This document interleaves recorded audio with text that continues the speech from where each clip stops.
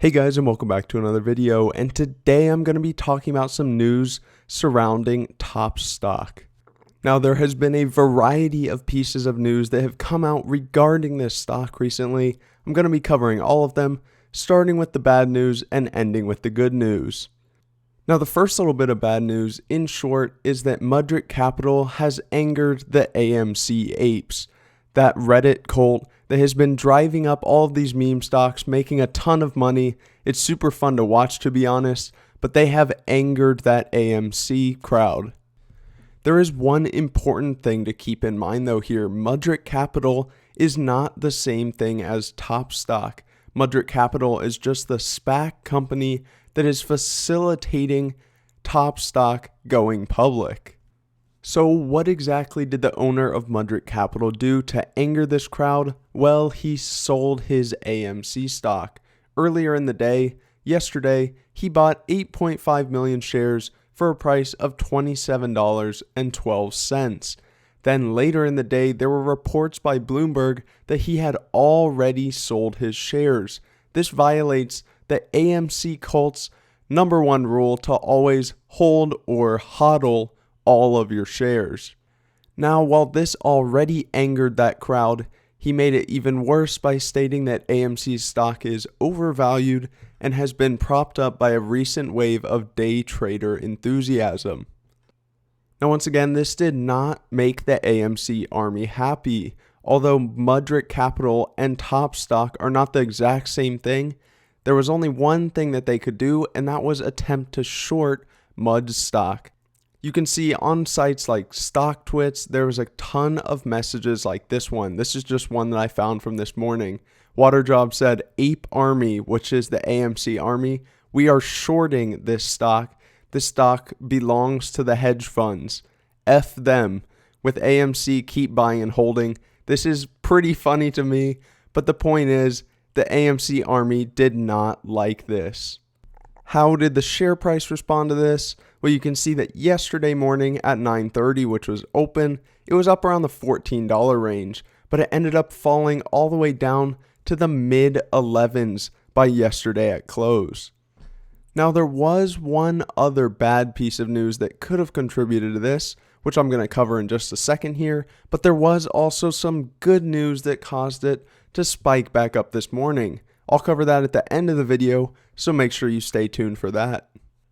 Alright, let's just finish it off with all of this bad news before we get into the good news from this morning. The second piece of bad news from yesterday, and something that I think might be a little bit of a bigger deal than just the AMC army getting angry, is the fact that MLB is launching a new NFT with a different company other than Topps.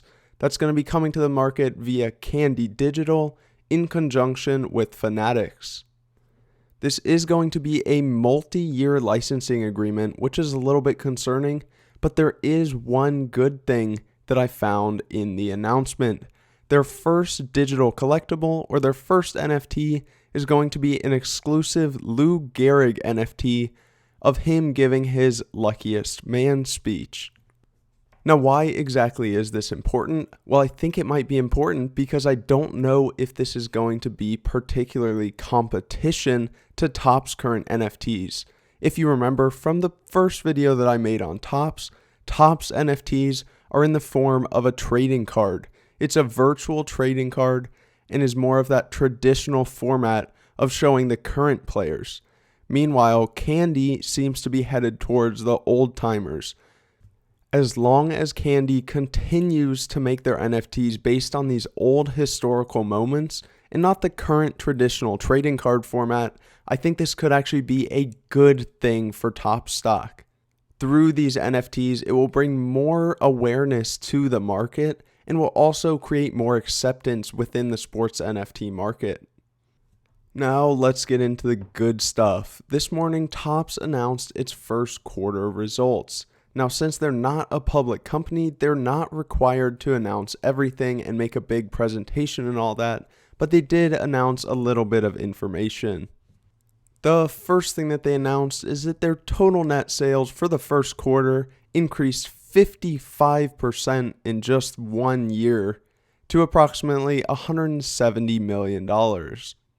After they announced that, they continued with a whole bunch of BS about how great Topps is, how historic of a brand it is. It's all great, but let's get into some of the thoughts that I had regarding their first quarter earnings.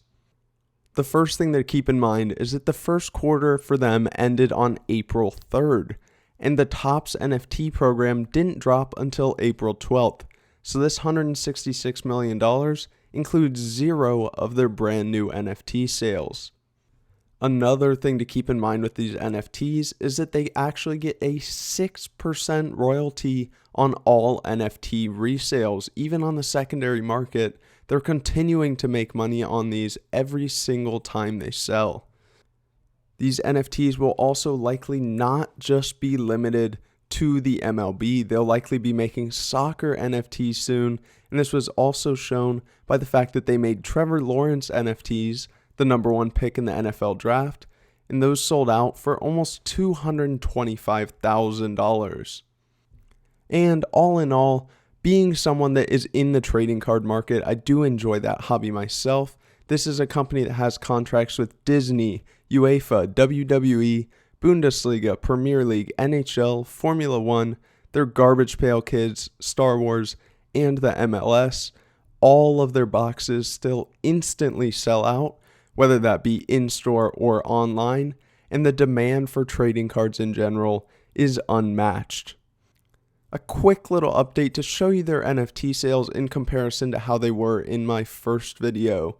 I believe in the first video they were maybe 18th in the world all time in terms of sales volume.